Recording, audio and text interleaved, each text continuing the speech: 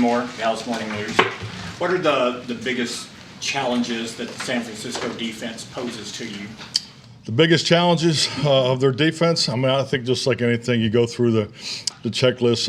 If you start with the personnel, they have exceptional players on all three levels. So, I mean, it starts up front, not only, with the individuals they have, but the depth, It's a talented front. Obviously there's a lot said about Bosa and Armstead, but it goes all the way through. A lot of line movement is exceptional, well coached. Warner as a linebacker. So I just think secondary, I think it's a defense, and this is the time of year. You're obviously in the divisional round of the playoffs, so these are the kind of challenges you have, but it's an excellent defense. Clarence Hill, Star Telegram. You added a kicker to the practice squad. Is that competition, or what does that say about your trust in Brett according to this week? Well, I think the first thing, it doesn't take anything away from our trust in Brett. I just think it's part of the responsibility. Player acquisitions, a 365-day. This is nothing out of the norm for us, but I think the fact that I have a chance to watch Tristan, I'm looking forward to seeing him work today. I think he's a talented young kicker. So, but yeah, I just think we just wanted to make sure that we're in position to just always adding depth to our football team. Brett, but he needs to show something in practice this week.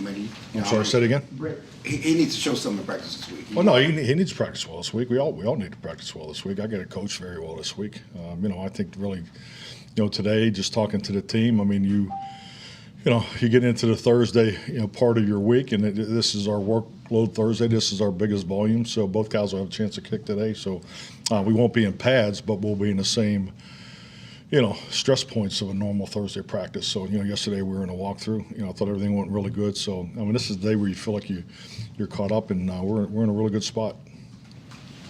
Mike, Todd Arthur with ESPN. Because of personnel differences between who you played last week and this week, are the 48-man roster decisions different? Do you have to think about things differently?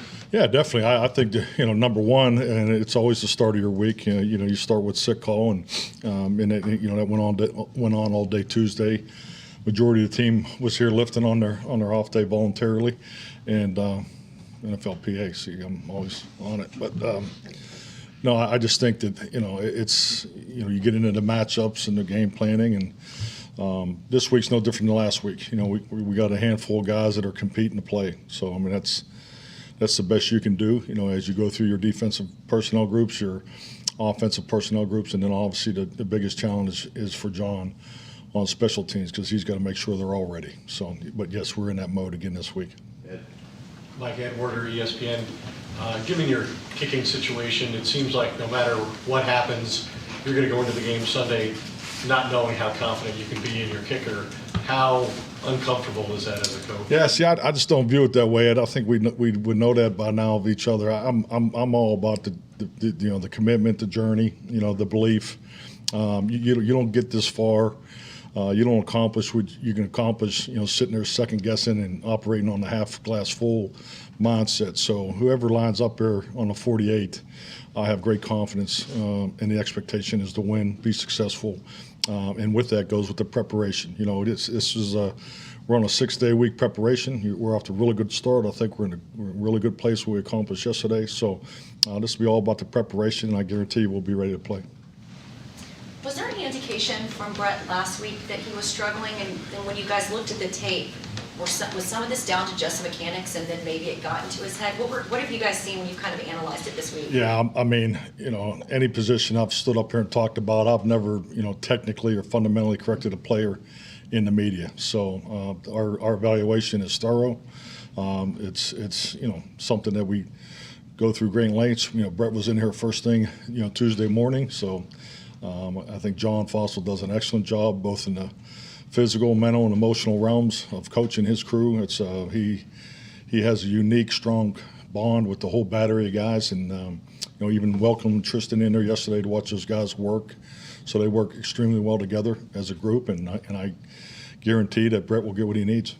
When you talked about those defensive line shifts that you can expect from the 49ers, that's something that you guys obviously saw from Washington and the Bucs. Why do you think the offensive line in this offense did a better job against the Bucs with those defensive line shifts? And does that talking about the stunts? Yeah. Yeah, I mean it's just part of the game. I mean it's it's just like anything. I mean you get down to the brass tacks of the techniques, the fundamentals, the alignments. This game's about hitting your aiming points or hitting your breaking points. So if you're in line and you're part of the run blocking unit or you're part of the pass rush unit, there's aiming points that you hit. You got to hit your targets as far as your hand placement, footworks, alignments. Anticipation of what you can anticipate based off of what you see on film, all those things, no different in the secondary. There's breaking points of routes, there's leverage points that the defense has to play. So, I mean, this is why we play the game. I mean, this is what it comes down to.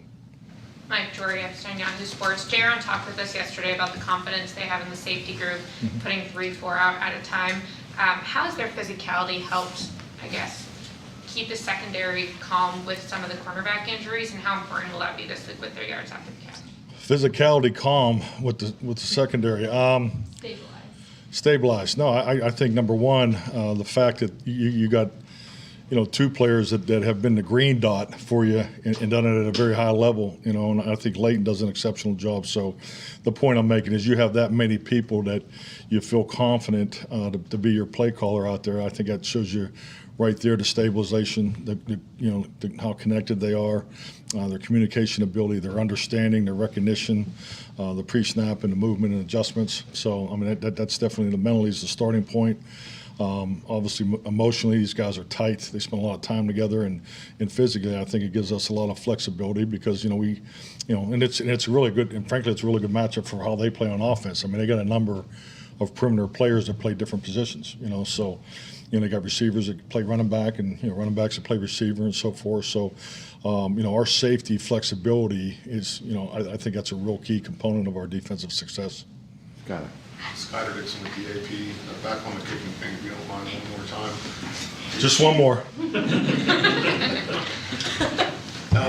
Did you feel the need to tell Brett that, hey, we're going to bring a guy in, and how much is sort of his frame of mind part of that reasoning? Oh, yeah. I mean, everybody understands that. Yeah, definitely. I mean, that was, that was definitely handled from the start. And, I think yesterday, if you seen those guys, the way they work. So, I mean, this is, we did something similar with Greg, last year. So this is just a, part of, we're expecting to keep moving forward. So I think anytime you can add a quality player to your, to your roster, I think it's something that you should do. Mike McCarthy, Dallas Morning News. Dalton Schultz has performed well your past 2 postseason games, including against the Niners last year. Does that speak to his relationship and chemistry, trust between him and Dak Prescott for him to look Schultz's way and Schultz to deliver? Yeah, definitely. I think any healthy passing game, that relationship between the quarterback and the tight end. We talk about this time and time again, and how you look at their routes, particularly where the routes are. That definitely plays into it. But you're looking at 2 players that have spent a lot of time together. I mean, they've been playing together 5 years now, so they definitely have that connection, understanding. Dalton's he's an old school pro. I mean, he's here around the clock. I mean, it's Dak's wired the same way. So they definitely have that connection. And you started the season with the theme of resilience. In a playoff game, going again on the road against like the 49ers, do you tap into that messaging again? Does that kind of carry you through the week? Definitely, it's constant. It's obviously something that you can reinforce over and over again with just different types of messaging. But yeah, I mean we know what we built. We feel like the journey through the preseason has prepared us very well for the postseason. But these postseason games are different. I mean, it's you're guaranteed 4 quarters, and that's the mindset that that we have and how we're going to approach this one. Calvin Watkins, Dallas Morning News.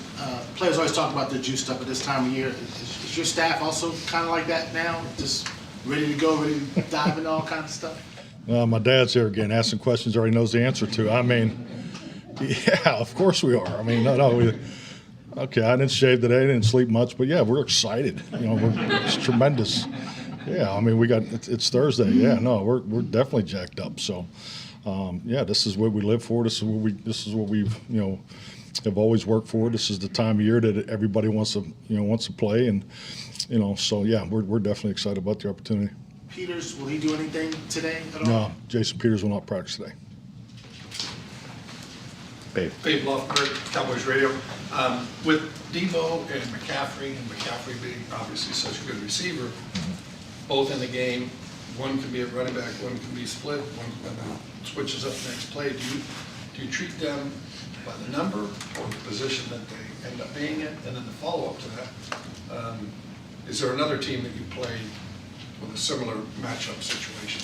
Well, I mean, you're definitely the awareness of the number and who they are. I mean, it's definitely a starting point. That's why you always start with the personnel and how you want to match their personnel. But obviously the position that they play is important too, because it obviously gives you the menu of anticipation that you're expecting. So that, that's definitely part of it. And but like I've said earlier, I think this is a great matchup for both their offense and our defense because of their flexibility. I mean, they challenge you extremely. It's a well-oiled offense, very creative. I think Kyle does an outstanding job, and this will be a big challenge for us. And is there another team with those two types of players? Obviously, Derrick Henry wasn't the guy where you said, watch where he lines up and where he lands. Is there another team you played you see? Yeah, I mean, I think definitely. I mean, anybody that has a back. I mean, I always start with our division. When Saquon and it's just like anything. You're playing to tendencies, but they do a good job of balancing their tendencies of, when Christians displace, no different with Debo. So, you have to play to that, and that's where sometimes the alignment, exceeds the number, and vice versa.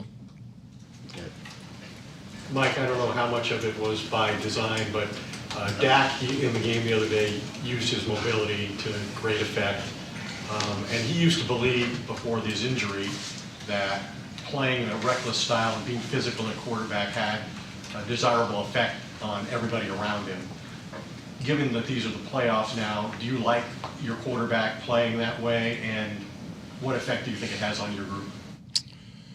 Well, I mean, maybe I'm not totally on. I mean, I've always felt that he plays that way. I mean, I don't think that. We're a believer in the scramble drill. I mean, we've taught that since day one. My recollection of the play before, there wasn't a lot of that on film. So I think he's definitely increased in that area. And the scramble drill has been productive. So his ability to run with the football is still there. But yeah, I mean, the way he plays the position definitely, breeds confidence for our football team, no question. So I feel like he's always plays that way, and obviously played extremely well against Tampa. Yeah. Is that what you're asking me? I'm not sure. It seems like since the injury, he's been more cautious in terms of using his ability to run. Well, I think our offense is definitely different than the offense. I mean, our offense in 2021 and 2022 is the offense is. I mean, that's the vision. I mean, we're a complementary football team, so I would not have said that about the 2020 offense. And looking back on 2019, I mean, I think the Cowboys led the league in first and down, drop back passing. So I mean, I would just say our offense is different. Would be my answer to your question. John Michelle, The Athletic. Micah Parsons coming out of that game, 79 defensive snaps. How do you think he handled that workload physically, and can he do that again? Oh, definitely. I thought he handled it very well. This is the day, really, the guys are really starting to get their bodies back. And it's always good to see guys putting in extra time. Especially your young players. It's nice to see Micah up in the defense's offices again in the morning. So he's putting in the extra time. So with the extra meeting space and everything, but he's young. He'll be ready to go. So. Mike, when you've been around teams that have won that first playoff game, does the second week, do things free up for them, or do things get more heightened or tight because of the circumstances? Maybe? Free up, you talking about mentally, or? Yeah. No, I think, the beauty of the 6-day week is it goes fast, and you get to line up and play again. So, I mean, I've always liked that, so, yeah, I think mentally, once you get past, Wednesday and get the normal D&D in, and, we spent more time today on third down than we normally do because we didn't do as much, yesterday, just because, the Wednesday was not as long as a normal Wednesday. So, yeah, no, I think, the most important thing we do is to stay true to our training. That's a big part of why we spend so much time on scheduling and make sure they have a clear vision of the plan. And the beauty of our season, we've played in all the different combinations of, 6-day week, 7-day week, 8-day week. So we this is nothing new for us. So we haven't had a schedule or won't have a schedule that we don't have experience in, because so much of your preparation is about the flow and the specifics of getting things perfect, and because perfect preparation is attainable, and that's just that's our approach weekly. Scholar. How would you compare the styles and maybe the impact of Nick Bosa and Micah? Oh, well, great question. Yeah, I think number one, production. I mean, Nick Bosa can he can take over a game. He's so disruptive, and has a high energy, and he can play 90+% snaps in a game. He's shown the ability to do that, and and our Micah definitely has that too. Mike. Any 21-day practice windows starting this week? Maybe. Yeah, we're talking about it, so we'll get that to you. Okay. What stands out about the play of Christian McCaffrey? What stands out? Versatility. Big playability. He can do it from any position. He can do it from the dot. He can do it from an offset back. He can do it in motion. He can play the 1, 2, 3 receiver spots. So his flexibility and his ability to make people miss in space. I think he's an exceptional space player. I think both him and Debo, for you look at their play styles, their ability to run through the tackles is highly efficient too. So, but yeah, his diversity would clearly be the number one component. Played anyone this season that mirrors that? Say again? Have you played anyone this season that you think mirrors that, or? I don't know. Looking back, no, probably not. It was especially the combination of him and Debo. Mike, you talk a lot about the second-year jump. Brock Purdy has played very well for that offense, but when you face a rookie quarterback, him or just generally throughout your career, what are some of the ways you try and take advantage of that inexperience? Well, I think just like anything, you can't get too far away from how what you believe in your preparation. I mean, you got to trust the video that you have on him. We're not studying college tape or anything like that. I mean, he's got plenty of film now, and he's played at a very high level. They do a great job of their versatility week in and week out as far as how they stress you, particularly in the shifts and motions and landmarks, the speed of it. So, and he manages that very well. So I mean, he's not a rookie anymore in our eyes. David. Oh, just specifically Purdy, when you look at him, what impresses you about a young guy coming in at the point of the season he did, performing the way he has? What's allowed him to do that? I mean, the three things that jumped out to me watching him, and also getting a chance to watch him live lately, is his instincts, his awareness, and his confidence. I mean, for a young player, he definitely looks very confident and comfortable in the system on what they're doing. He throws on time. He's you can see that in his instincts, the awareness of defensive, versatility, and it doesn't seem to faze him. You don't see a young player making panic decisions. So I would say confidence, awareness, and instincts. All righty, we got to go. Got to go? Yep. All right. Take care.